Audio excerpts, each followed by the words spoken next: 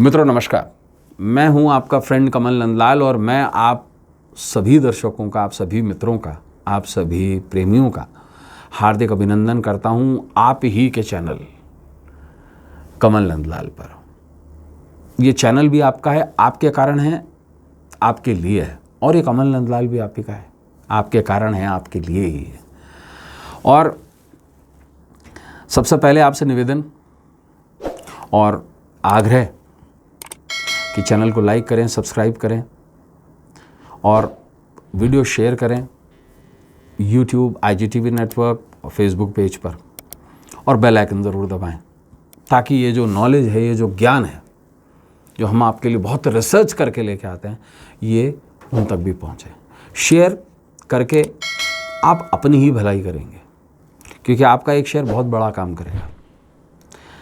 आपके जीवन में सुख, समृद्धि और सौभाग्य तो लाएगा ही लाएगा, साथ बसात के अंदर जो ये शेयर देख रहा है उसके जीवन से दुख, दुर्भाग्य और दरिद्रता को मिटा देगा। कितने बड़े पुण्य का काम करेगा आपका एक शेयर ज़रूर करें और अपने ही चैनल को ग्रो करें। चैनल अभी अपने नए फेस में है, ये आग्रह है आपसे। चलिए अब हम शुरुआत करते हैं आज के एपिसोड की। दिन शुक्रवार का है और कमल नंदलाल के अचूक टूट के जो सेगमेंट है उसमें हम आपके लिए लेकर आए हैं विशेष एक खास अचूक उपाय, संतान सुख प्राप्त करने का अचूक उपाय। संतान सुख, आइए जानते हैं इस बारे में। हर व्यक्ति जो शादी करता है, पति पत्नी जो है, दंपत्ति जो हैं, उनकी ये प्रबल कामना होती है कि उनके एक योग्य संतान उत्पन्न हो। हर दंपति ये चाहता है कि उसका वंश आगे बढ़े। मैं उसके पीछे भी, आपको वंश के पीछे भी कारण बताऊंगा। ये मैं नहीं कहूँगा, ये शास्त्र कहेगा, शास्त्र से बात करूँगा। और वह उम्र के आखिरी पड़ाव में हर दंपति ये चाहता है कि उनकी जो संतान हो उसका सहारा बने। कुछ लोगों को सरलता से संतान प्राप्ति हो जाती है और कुछ लोग तो ऐसे भी हैं जो संतान को मिटा भी देते हैं अपने सुख के लिए। देखा है ना आप, बहुत सारे लोग अबॉर्शन करवा देते हैं। कितना सही कितना गलत ईश्वर जानता है। कुछ लोगों को, जैसे मैंने कहा, सरलता से संतान प्राप्त हो जाती है, कुछ लोगों को बाधाओं के बाद संतान प्राप्त होती है, विलंब से संतान प्राप्त होती है। पर कुछ लोग ऐसे भी होते हैं जिनके नसीब में संतान होती ही नहीं है, संतानहीनता आ जाती है। संतानहीनता क्या है? संतानहीनता यानी जब पति पत्नी बच्चे को जन्म देने में असमर्थ हो जाएं, चाहत तो रखते हो लेकिन जन्म ना दे पाए। अधिकांश पुरुष और महिलाएं ये मानती हैं कि वो बच्चे को जन्म दे सकेंगे, लेकिन सच्चाई क्या है, अब साइंटिफिक बेसिस पे सुन लीजिए। हर 10 में से एक व्यक्ति, यानी कि 10% दुनिया की जनता गर्भधारण करने में असक्षम है। 10%। या यूं मान लीजिए कोई IVF सेंटर चला जाता है, नॉर्मली बच्चे पैदा नहीं होते 10% लोगों को। 10%, छोटा नहीं है, बहुत बड़ा फिगर है ये। संतान एक ऐसा शब्द है, संतान, बच्चा, जिसका महत्व माता पिता से अधिक और कोई समझ ही नहीं सकता। लोग पाप भी कर जाते हैं अपने बच्चों के लिए। एक कसाई जो जानवर को काटता है, उसका उद्देश्य होता है उसके बच्चों का भरण पोषण, उसके लिए वो मारता भी है।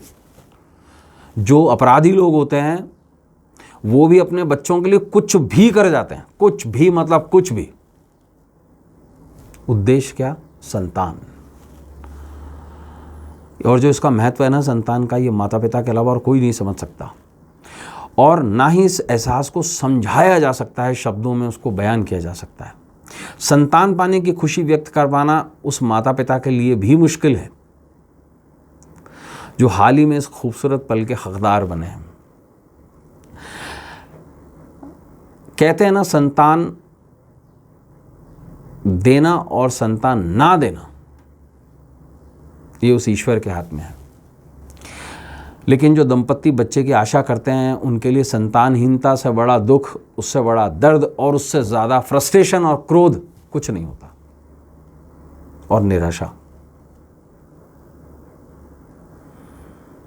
किंतु संतान होगी या नहीं होगी, संतान में क्या होगा, लड़का होगा लड़की होगी, इसके बारे में जाना जा सकता है। इस विषय में ज्योतिष शास्त्र हमारी मदद कर सकता है। देखिए, एक शास्त्र है, ये मैं नहीं कह रहा हूं, एक शास्त्र है, उसका मैं आपको नीचे फोटो भी देखेंगे और मैं आपको एक श्लोक पढ़ के सुनाता हूं। बृहत पाराशर होरा शास्त्र, ethical code conduct book of astrology क्या कहती है। बृहत पाराशर होरा शास्त्र कहता है, अपुत्रस्य गति नास्ति शास्त्रेषु श्रुतये मुने, यानी कि हे मुनि महाराज जो हैं, पाराशर महाराज जो हैं, वो कहते हैं कि हे मुनि, पुत्र के अभाव में गति भी नहीं मिलती है, लोक परलोक छोड़ दीजिए, अर्थात पुत्रहीन व्यक्ति को सदगति नहीं मिलती है। आज के आधुनिक काल में ये मैं कहता हूं, पुत्र और पुत्री एक समान है, इनफैक्ट पुत्री ज़्यादा प्रिय है, और कोई फर्क नहीं पड़ता कि बेटा है या बेटी है। और आजकल तो महिलाएं भी दाह संस्कार करने लगी हैं। लेकिन ये शास्त्र कहता है, और इससे ये पता लगता है कि संतान का एस्पेक्ट जीवन में कितना बड़ा है, कि अगर संतान नहीं है तो for what you are working, है ना। हमारे शास्त्रों में भी पुत्र और पुत्री को समान दर्जा दिया गया है, उसे लक्ष्मी कहा गया है पुत्री को। प्राय ही संतानहीनता का दोष, ज़्यादातर आप ये देख लीजिए, भारतीय परिवार संतानहीनता का दोष महिला के सर पर थोप देते हैं और कुछ गलत शब्दों का इस्तेमाल करते हैं, और ऐसे गलत शब्दों का इस्तेमाल नहीं करना चाहिए। परंतु मैं आपको बता दूं, लगभग आधे मामलों में 50% केसेस में पुरुष संतानहीनता का जिम्मेदार होता है। मैं इसके बारे में भी आगे बात करूंगा। ज्योतिष की दृष्टि से संतानहीनता के अनेक कारण हो सकते हैं। इनमें से कुछ का अभाव संतानहीनता पैदा कर सकता है, कुछ ऐसे योग हैं जो संतानहीनता ले आते हैं, है ना, और कुछ के उपाय संभव हैं और कुछ के नहीं। अगर किसी की कुंडली में संतान योग है ही नहीं तो पैनिक। D7 चार्ट में बहुत बिगड़ी हुई स्थिति है, 5वां भाव बहुत गिरा हुआ है, 7वां भाव बहुत प्रॉब्लमेटिक है, तो बड़ा मुश्किल है और लगभग असंभव है। अब ऐसा क्यों? देखिए, ज्योतिष में अशुभ केतु आपकी कुंडली में संतानहीनता का कारक होता है, और आप मानेंगे केतु को संतान हंता कहा गया। हंता मतलब मिटाने वाला, संतान को मिटाने वाला हंता कहा गया। लाल किताब में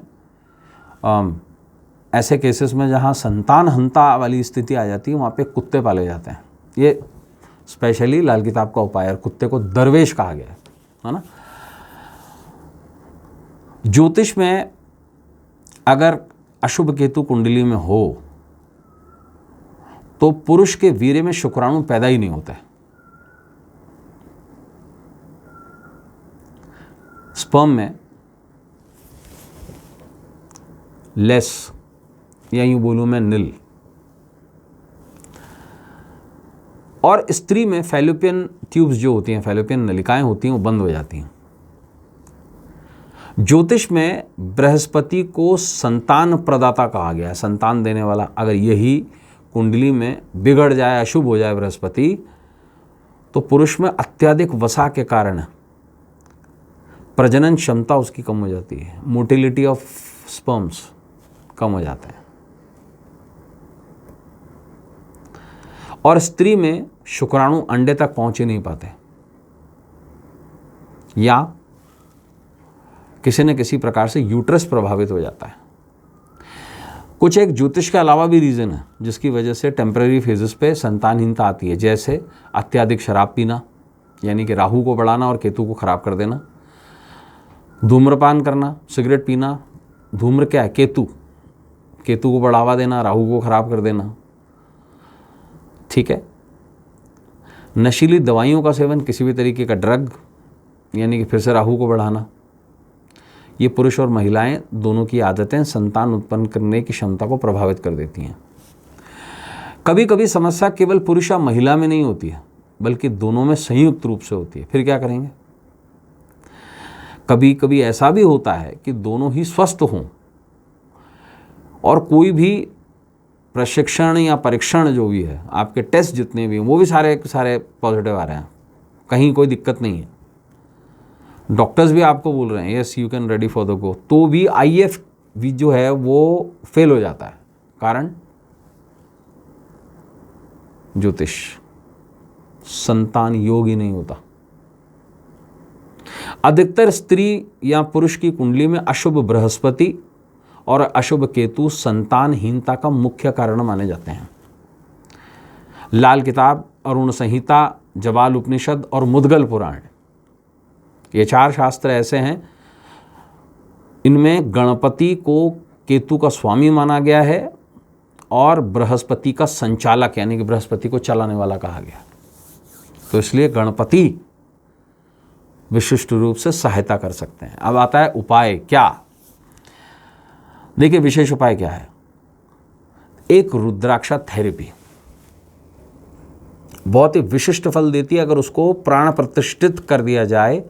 विशिष्ट 9 मुखी के मंत्र अलग होते हैं, 10 मुखी के मंत्र अलग होते हैं, गणपति रुद्राक्ष के मंत्र अलग होते हैं, और ये जवाल उपनिषद में इंडिकेटेड है और रुद्र संहिता में इंडिकेटेड है। तो दंपत्ति यानी कि हस्बैंड एंड वाइफ दोनों 9 मुखी, 10 मुखी और सेंटर में गणेश रुद्राक्ष, इसका बंध जो है, आप नीचे फोटो भी देखेंगे उस बंध की, और गणपति रुद्राक्ष में बाकायदा सूंड होती है रुद्राक्ष में। अगर ये धारण करें सेंटर में गणपति रुद्राक्ष, जिसे हम गणेश रुद्राक्ष कहते हैं, एक तरफ 9 मुखी एक तरफ 10 मुखी, और गले में धारण करें, और नित्य संतान गणपति स्तोत्र, संतान गणपति स्तोत्र, ये भी आपकी सुविधा के लिए नीचे दिया गया है, आप इसकी फ़ोटो देख सकते हैं। और ये अगर आप प्रॉपरली प्राण प्रतिष्ठा करवा के अगर आप ये धारण करते हैं तो संतानहीनता की समस्या निश्चित जा सकती है। तो मित्रों, आज के लिए बस इतना ही। हम ऐसे ही टॉपिक्स आपके लिए लेकर आते रहेंगे। हमारा उद्देश्य है ये जो रिसर्च है ये आप तक पहुंचाएं और आपका जो काम है इसे दूसरे लोगों तक पहुंचाएं। ज्योतिष वेदों की आंखें हैं और हम एक काम तो कर सकते हैं। देखिए, फ्री में तो हम किसी के लिए कुछ नहीं करते, है ना, लेकिन एक काम ज़रूर कर सकते हैं। आपका ये जो अंगूठा है ना, बस आपका एक शेयर बहुत बड़ा काम कर सकता है। इस नॉलेज को दूसरे तक पहुंचा सकता है। पहुंचाइए इस नॉलेज को, ताकि दूसरे लोग भी बेनिफिट ले पाएँ। तो मित्रों, आज के लिए बस इतना ही। कल एक नए टॉपिक के साथ आपसे फिर मुलाकात होगी, आप ही के चैनल कमल नंदलाल पर, यूट्यूब, फेसबुक और IGTV नेटवर्क पर।